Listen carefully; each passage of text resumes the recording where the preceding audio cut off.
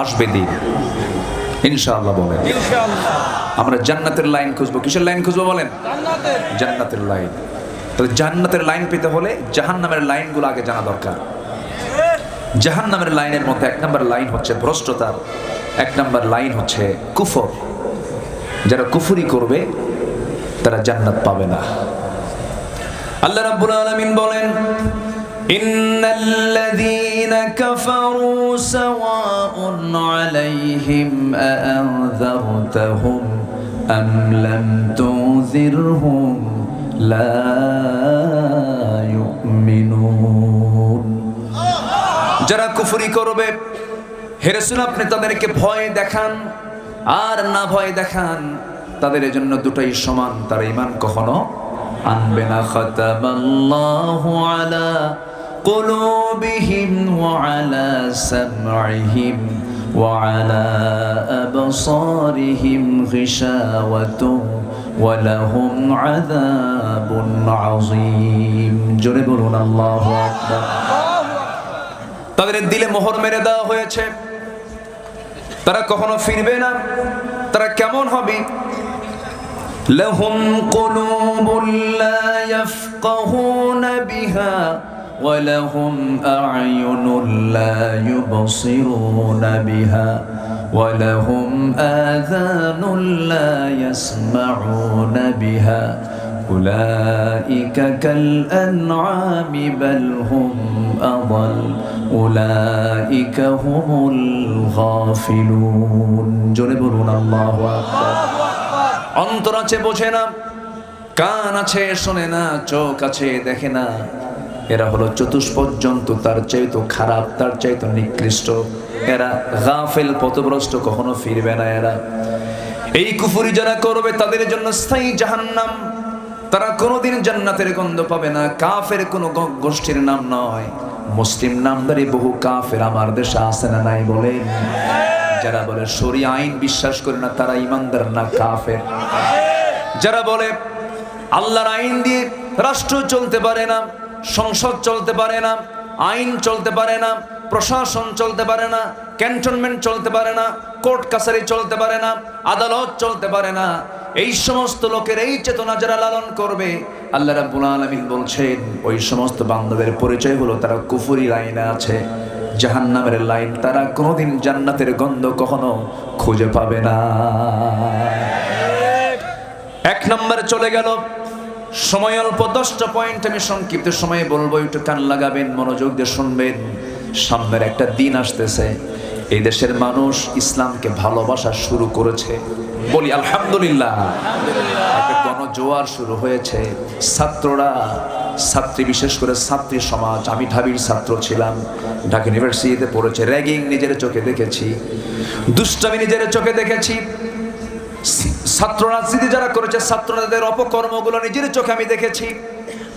ছাত্রীরা থরথর করে কেঁপেছে, তাদের যৌবনকে তারা সুরক্ষিত রাখতে পারে নাই। এমন কেমন রেকর্ড আছে, জাহাঙ্গীরনগর ইউনিভার্সিটির ছাত্র একজন ধর্ষণের সেঞ্চুরি করেছে, মিষ্টি বিতরণ করেছে, তার শাস্তি বাংলার জমিনে এখনো হয় নাই। ঠিক কিনা? ওদের অপকর্মের ফলাফল হলো প্রত্যেকটা ইউনিভার্সিটির, ম্যাক্সিমাম ইউনিভার্সিটির নির্বাচনে সংখ্যাগরিষ্ঠ ইসলামপন্থীর বিজয়। কষ্ট পাচ্ছেন নাকি আপনারা? আল্লাহ বিজয় দিয়ে দিয়েছেন। ওরা বলে নির্বাচনে কারচুপি হয়েছে, দেখেন চোর কি করে। চুরি করবে কেন? চোর তো সব চলেই গেছে টাকা পয়সা নিয়ে, এখনো চোর। এগুলো বলবেন? সম্মানিত ভাইয়েরা, ছাত্রীরা দেখলো যে আমরা তাদেরকে নির্বাচিত করতে চাই যাদের হাতে আমাদের সতীত্ব ঠিক থাকবে। ধর্ষণের সেঞ্চুরি যে নেতৃত্বে খুঁজে পাওয়া যায়, ওই সমস্ত নেতৃত্বের মুখে আমরা লাথি মারি, জুতা মারি। রাজি আছেন কারা কারা? হাত উঁচু করে দেখান মুসলমান।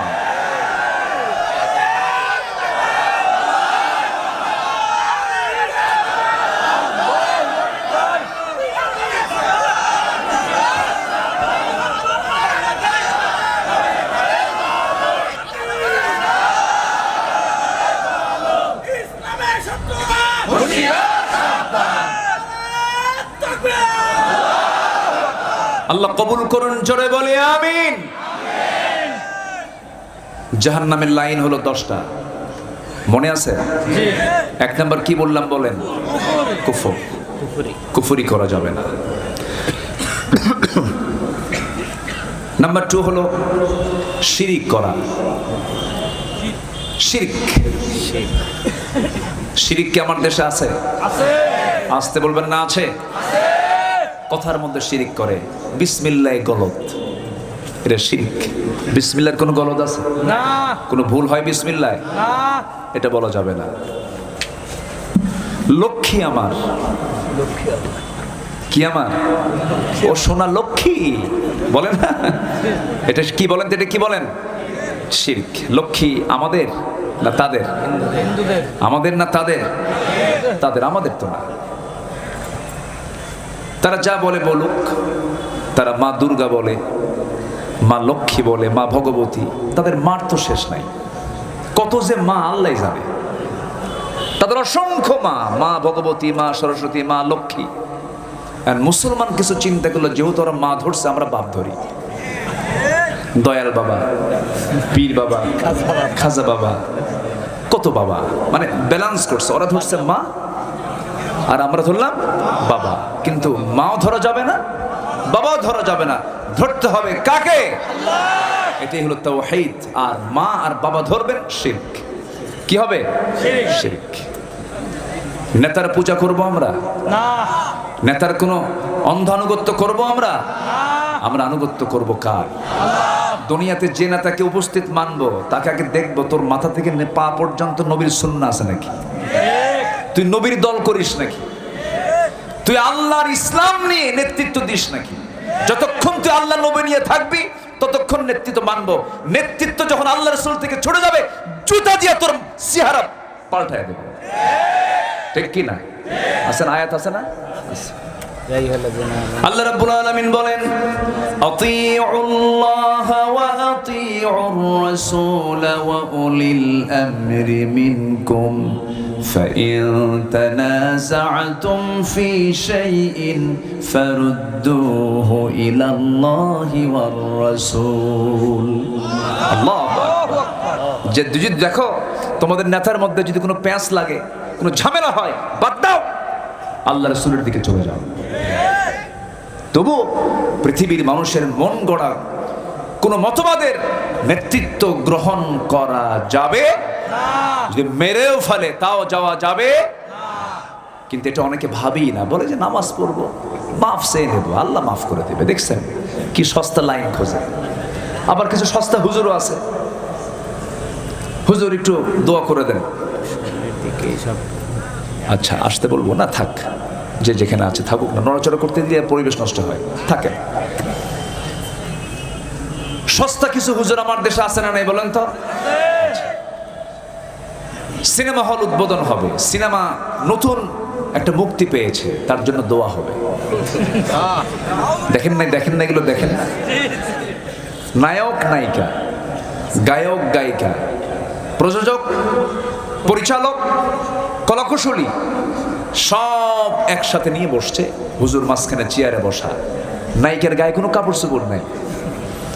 আর হুজুর দোয়া করে, আল্লাহ এই সিনেমার নায়ক নায়িকা, প্রডিউসার সহ যারা অনেক মেহনত করেছে এই সিনেমা তৈরির জন্য, আল্লাহ তুমি তাদের সবাইকে উত্তম যাচাই খায়ের দান করো, এবং এই সিনেমার সফল বিজনেস তুমি আল্লাহ মেহেরবানি করে তুমি আল্লাহ বরকতে ধন্য করো। জোরে করো নাউজুবিল্লাহ। মদের ফ্যাক্টরি উদ্বোধন হবে, হুজুরকে দাওয়াত দেয়, হুজুর দোয়া করে, আল্লাহ মদের ফ্যাক্টরিতে প্রোডাকশন বাড়াইয়া দাও। এরকম সস্তা হুজুর আমার দেশেও আছে না নাই? ওদের মুখ থেকেই ফতুয়া বের হয়, ওরাই ফতুয়াবাজি করে। সন্ত্রাস দু প্রকার, একটা হচ্ছে জানমাল নিয়ে যারা ত্রাস সৃষ্টি করে, এক ত্রাস, আর ইসলামকে মানুষের সামনে হালকা করে যারা ফতুয়াবাজি করে, তারা হলো ফতুয়া সন্ত্রাস। আছে না নাই? ফতুয়া সন্ত্রাস। এটা জায়েজ নাই, এটা হারাম, এটা হারাম, এটা হারাম, গণতন্ত্র হারাম, এটা হারাম, ওটা হারাম। ওদের একটা কিতাবের নামই আছে, কিতাবুল হারাম। কয় ভোট দেওয়া জায়েজ নাই, কি আছে না? কি কয় ভোট দেওয়া? কি দেওয়া যায়? তুই কোন দেশে থাকিস? কোন টাকা ব্যবহার করো তুমি? এগুলো কিছু দেশের এজেন্টের ভূমিকা পালন করছে ওরা। আসতে বলবেন না, জোরে বলুন ঠিক কিনা? আলেমকে আরেক আলেম গালিগালাজ দিচ্ছে। এগুলো কেন হবে? যাদের মুখে ফাহেসা কথা বের হয় তারা মুনাফিক। আমার নবীজি বলেছেন এই কথা, মুনাফিকের 3টা আলামত। এর মধ্যে একটা আলামত হলো যখন সে কথা বলে মুখ থেকে ফাহেসা কথা বের করে। যারা মুখ থেকে আজে বাজে ফাহেসা কথা বলে, গালিগালাজ করে, এরা আলেম নামের কলঙ্ক। এগুলো কেন বলবো? আমি কি কথাগুলো অমূলক বলছি? কথাগুলো কি বলার দরকার আছে? আপনারা সবাই সচেতন মানুষ, একটু বললাম কিছু, তাদের কানে যাক, তারা যেন সংশোধন হতে পারে। আল্লাহ কবুল করুন, জোরে বলে আমিন। শিরক করো না, বিদআত করো না, আল্লাহ ছাড়া কারো কাছে মাথা নত করো না। শিরক করো না, বিদআত করো না, আল্লাহ ছাড়া কারো কাছে মাথা নত করো না। পীরের পূজা, গোরের পূজা ইসলামেতে নাই, তবু তারা আল্লাহ ছাড়া মাথা যে নয়। আল্লাহর কোরআন নবীর হাদিস ছাড়া কিছুই মেনো না। শিরক করো না, বিদআত করো না, আল্লাহ ছাড়া কারো কাছে মাথা নত করো না। জোরে বলি আমিন। কারো কাছে মাথা নত করা যাবে? মাথা নত করবো কার কাছে? আল্লাহর কাছে। 2 চলে গেল শিরিক। আমার হাতের সময় আর একটু সময়। নাম্বার 3 হলো দুনিয়ার প্রতি অত্যাধিক মোহ যাদের। দুনিয়ার মোহ মানে আমি বলছি না আপনার মোহ থাকা যাবে না, আকর্ষণীয় আল্লাহ পাক নিজেই যে করে দিয়েছেন। মহিলা দেখলে তাকাতে ইচ্ছা হয়। দেখেন সব মনে হয় ফেরেশতা বসে আছে। এখন ভালো করে কথা, মানে যা সত্যতা বলবেন। সুন্দরী মহিলা দেখলে কি দেখতে ইচ্ছা হয়? তাহলে মানুষ। আর যদি ইচ্ছা না হয় তাহলে সমস্যা আছে। ইচ্ছা হবে, ইচ্ছা হবে না কেন? ইচ্ছা তো হবেই। ইউসুফ আলাইহিস সালামকে যখন জুলাইখা ঘরে তুলেছে, তার সৌন্দর্যের সকল পসরা যখন ডিসপ্লে করেছে, তাফসীর আসছে ওনার বোন চাচ্ছিল তিনি সেই দিকে ঝুঁকে পড়বেন, কিন্তু আল্লাহ তাআলা তার রহমতি চাদর দিয়ে তাকে আবৃত করলেন, হেফাজত করলেন। জোরে বলি সুবহানাল্লাহ। আহমদ শফি রাহিমাহুল্লাহ একটা কথা বলেছিলেন, নারী হলো তেঁতুলের মতো। শেষ পর্যন্ত ওই কুষ্টিয়া ভেড়ামারার এক নরকীট আছে, এই নদীর ওই পারিত, আপনাদের প্রতিবেশী, নদীর এপার আর ওপার, যে মেম্বার ইলেকশন করলেও মেম্বার হতে পারতো না, সস্তায় মন্ত্রীগিরি করে গেছে। একটা দল, এক ব্যক্তি, সামনে ব্যানার, কোনো কর্মী ছাড়া যে দল, সেই দলের নেতা হয়ে মন্ত্রিত্ব করেছে। ওই ব্যক্তিটাকে আল্লাহওয়ালা লোকটাকে শেষ পর্যন্ত তেঁতুল হুজুর বলে আখ্যা করলো। কিন্তু উনি উদাহরণ দিতে নিয়ে বলেছিলেন, তেঁতুল দেখলে যেমন জিহ্বায় কি চলে আসে? জল আসে। আমি বলছি না এই তুলনা তার সঙ্গে আমি ওইভাবে দিতে চাই না, কিন্তু নারীর প্রতি পুরুষের একটা আকর্ষণ, এটা কি সত্য না মিথ্যা বলেন?